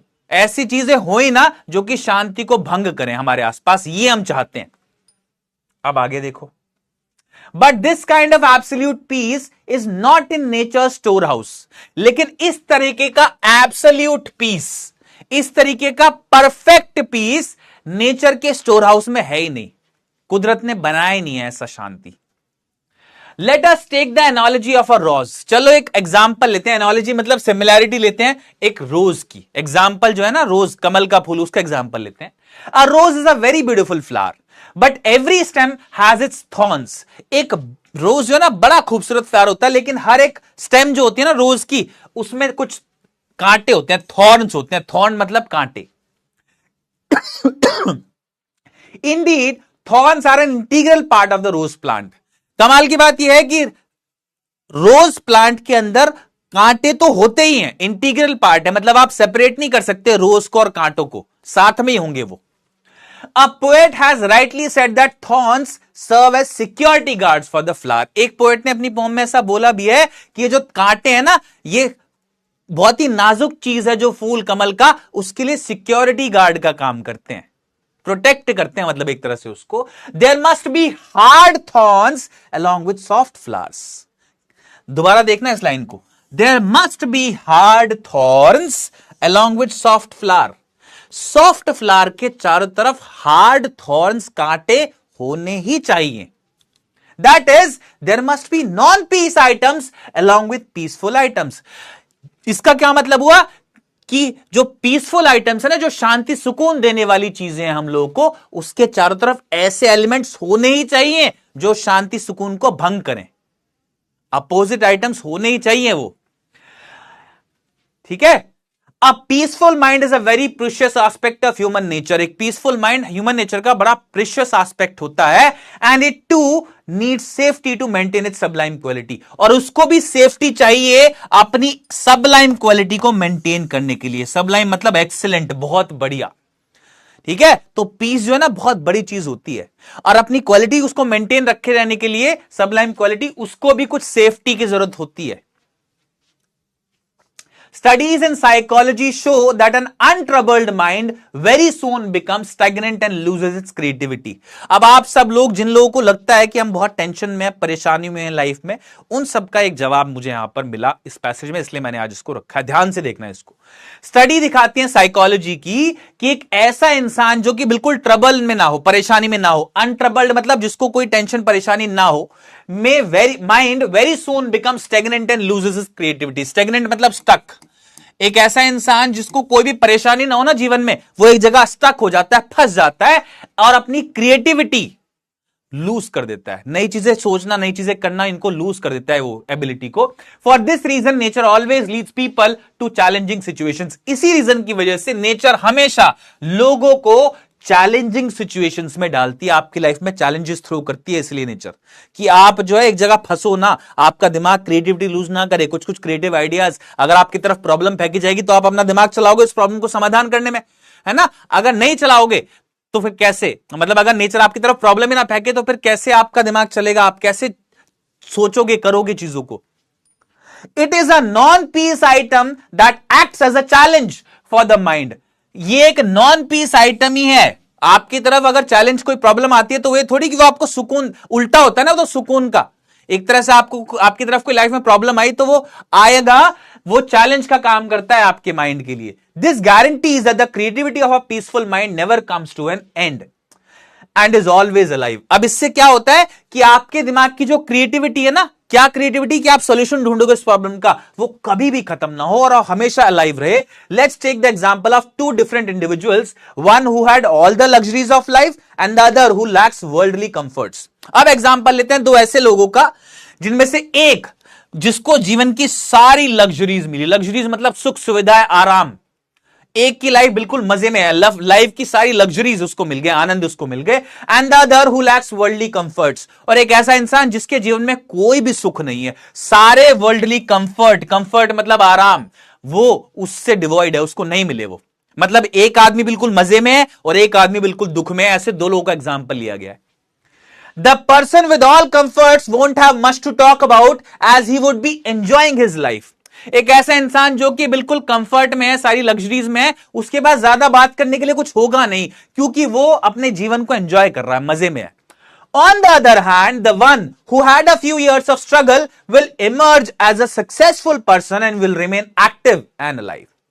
Whereas एक ऐसा इंसान जिसने कुछ साल स्ट्रगल किया हो, मेहनत करी हो, जूझा हो समस्याओं से, वो इमर्ज करेगा, निकलेगा एक सक्सेसफुल पर्सन की तरह और एक्टिव और अलाइव रहेगा।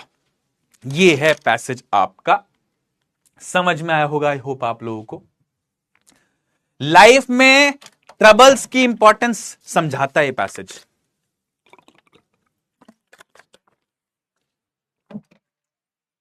लाइफ में ट्रबल्स आपके जो होते हैं ना, उनकी इंपॉर्टेंस समझाता है।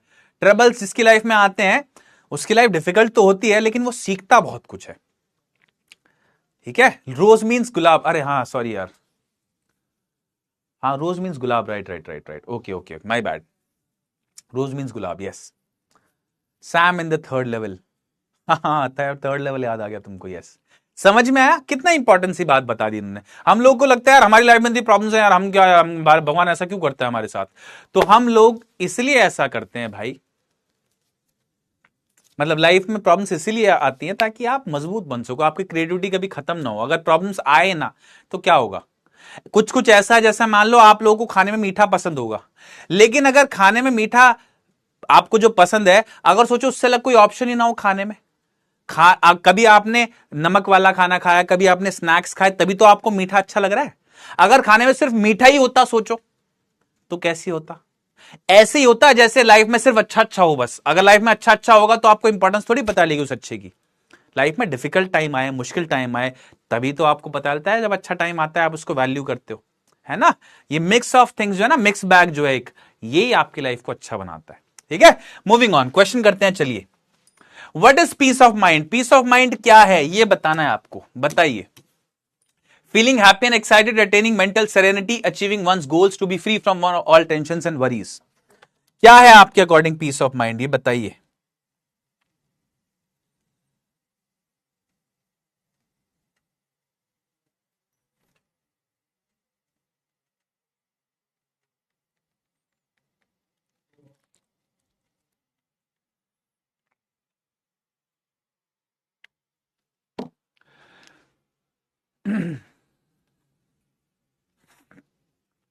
पीस ऑफ माइंड, ध्यान से देखिए, जो पहला पैराग्राफ है ना, उससे आप कुछ कंक्लूड कर सकते हो। डायरेक्टली नहीं बताया गया इसका मतलब कि मुझे पीस की बहुत ज्यादा जरूरत है।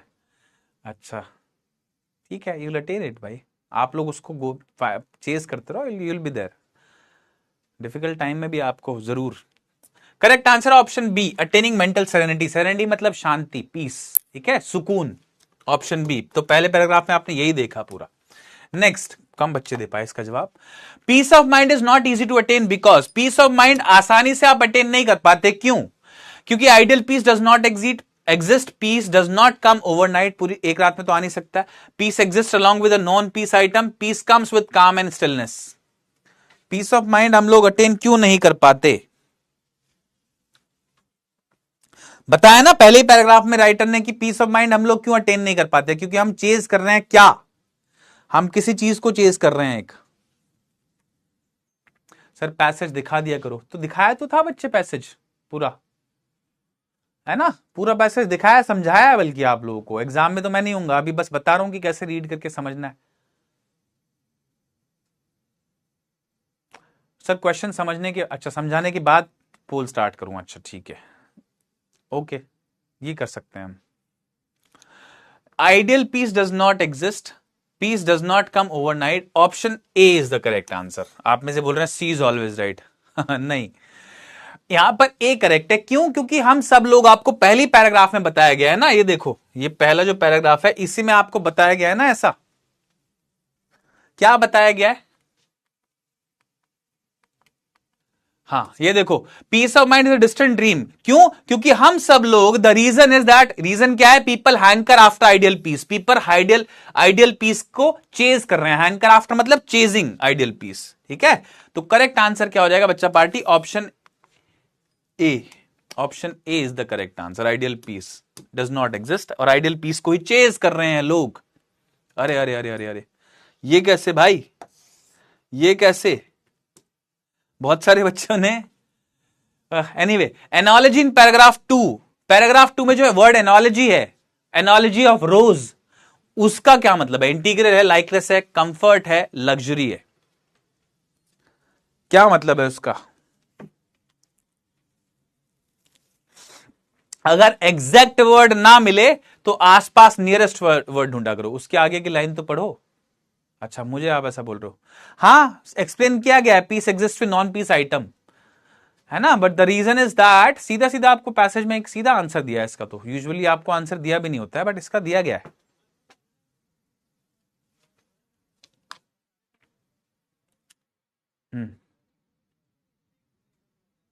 हाँ ठीक है, बढ़िया, करेक्ट आंसर है बच्चे। एनोलॉजी का मतलब होता है सिमिलैरिटी, ठीक है, या उसी का सिनोनिम होता है ऑप्शन बी, लाइकनेस। ये तो सही दिया होगा। अरे यार ये कैसे गलत किया हुआ आप लोगों ने? An untroubled mind becomes stagnant and inactive because it dash। एक untroubled mind stagnant और inactive हो जाता है, क्यों?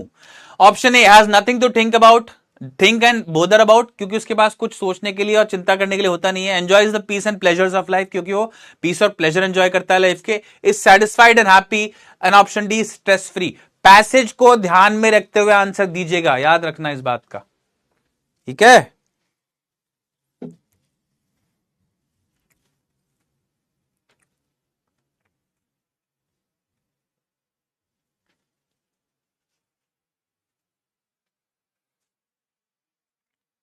स्टेगनेंट मतलब एक जगह फंसे होना, स्टक। यूजुअली ग्रोथ से रिलेटेड होता है कि ग्रोथ स्टेगनेंट हो गया, मतलब आगे नहीं बढ़ रहा है बिल्कुल भी, हम ग्रो नहीं कर रहे हैं, एक जगह फंसे हुए हैं। स्टेगनेंट मतलब एक जगह फंसे होना, स्टक होना। करेक्ट आंसर है ऑप्शन ए। बिल्कुल, आप में ज्यादातर बच्चे ऐसा बोल रहे हैं, क्योंकि एक स्टेगनेंट माइंड जो होता है ना उसको, सॉरी एक अनट्रबल्ड माइंड जिसको कोई चिंता ना हो, सारे कंफर्ट्स हो लाइफ में, उसको कुछ चिंता सोचने की जरूरत नहीं होती, बॉदर करने की जरूरत नहीं होती किसी चीज को लेके। ऑप्शन ए है ना, बढ़िया। Next, one can develop creative thinking by. एक इंसान क्रिएटिव थिंकिंग डेवलप कर सकता है कैसे?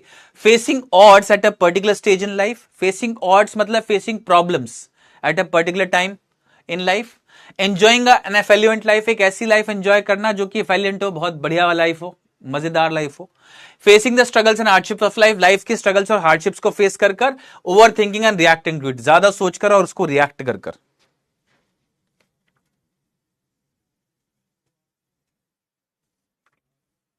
सिंपल है तो, बिल्कुल सिंपल है ना। कैसे आप डेवलप कर सकते हैं क्रिएटिव थिंकिंग? क्रिएटिव थिंकिंग के लिए बताया ना कि एक लाइफ, एक इंसान है जो कि बिल्कुल मजे में और दूसरा इंसान बिल्कुल डिफिकल्ट सिचुएशन में है, तो उस वाली जगह से सोचिएगा, ठीक है? करेक्ट आंसर क्या हो जाता है? Option C, facing the struggles and hardships of life. Life में स्ट्रगल और हार्डशिप फेस करोगे तो आप सोचोगे कि आप लोग कैसे। किसने बड़ा सही सवाल पूछा है, व्हाट एग्जैक्टली सक्सेस? बताता हूं अभी, चलो, जो मुझे लगता है।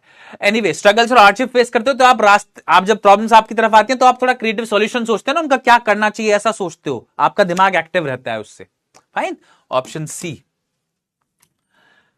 Next, choose the synonym of the word affluence given in paragraph 4। Paragraph 4 में जो वर्ड एफेल्युएंस दिया हुआ है उसका क्या मतलब है, ठीक है? बताइए। पैराग्राफ 4 में एक वर्ड एफेल्युएंस है, उसका क्या मतलब है?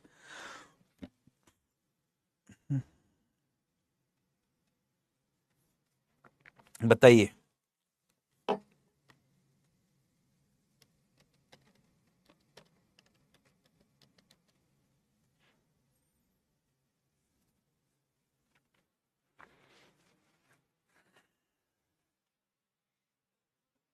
Ambani ji is so affluent that he has invited all the world celebrities on his son's wedding.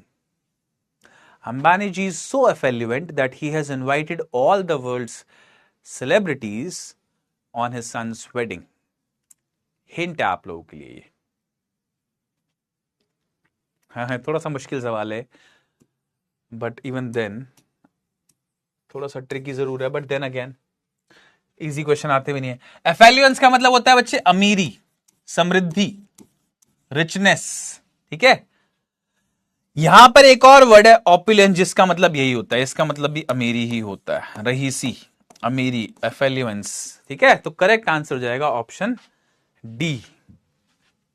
अरे रे रे रे रे रे रे रे एक्सट्रीम, नहीं नहीं नहीं नहीं, एक्सट्रीम कैसे भाई? एक मिनट, लो चेक कर लेते हैं। पैराग्राफ 4 में ना, non peace challenge example of two individuals, luxuries of life, non lacks worldly comforts, the comforts talked about. अरे कहां पे है वो word? They must be hard peaceful items, aspect of human nature, sublime, 2 3। अरे एक paragraph कम लिखा है क्या हमने? It looks like that, sorry about this. हाँ, अगर ऐसा हुआ है तो आगे चलते हैं। Anyway, what serves security guard, हाँ ये तो आप बता ही दोगे।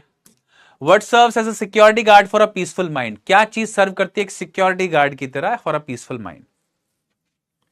क्वेश्चन तो करवा लो ना पूरा फटाफट से, क्वेश्चन रैप अप करते हैं ये वाले। 2 क्वेश्चन गलत हो गए, इट्स ओके, कोई बात नहीं।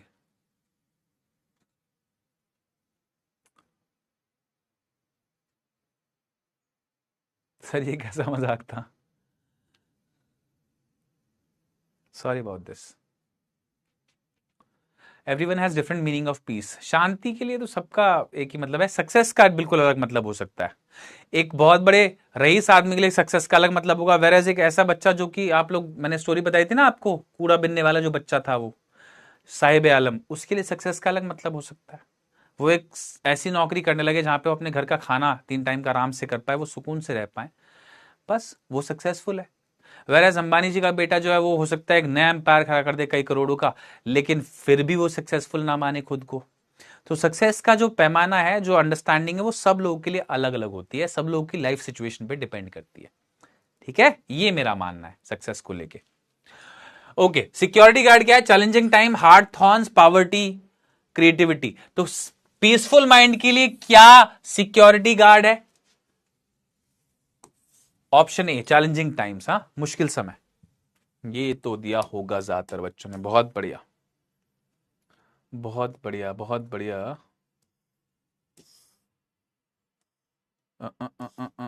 ओके,